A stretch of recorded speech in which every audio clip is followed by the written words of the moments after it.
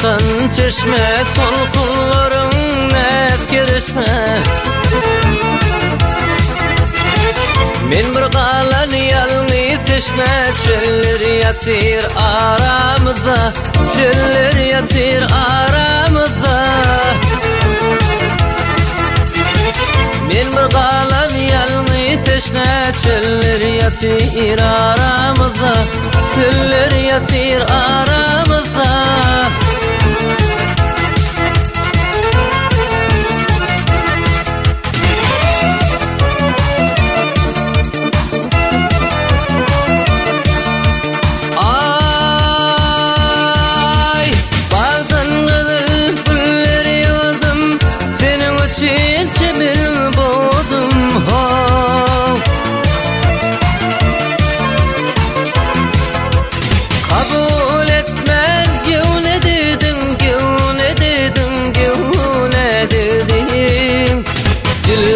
Yatır aramızda, çöller yatır aramızda.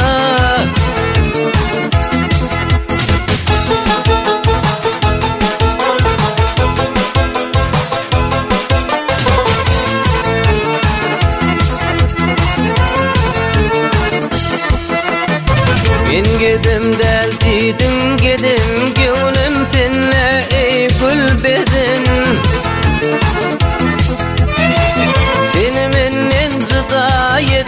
Eller yatır aramızda, eller yatır aramızda.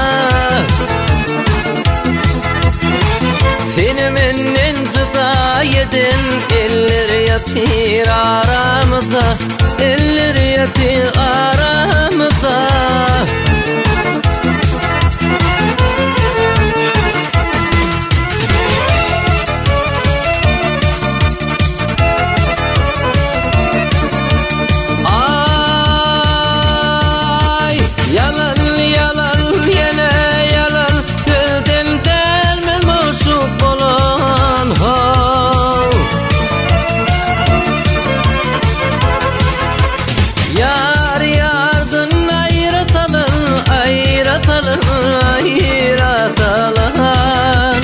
Eller yatır aramızda, diller yatır aramızda.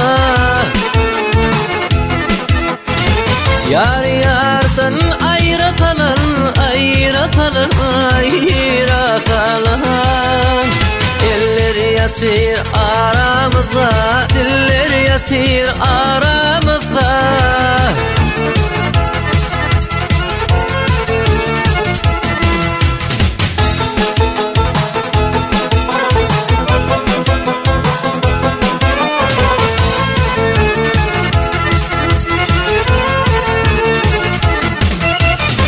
Gökte şafak yana biçip, aynır güller var yar geçip. Neredesin halin neçik, eller yatır aramızda, çöller yatır aramızda. Neredesin halin neçik, eller yatır aramızda, eller yatır aramızda.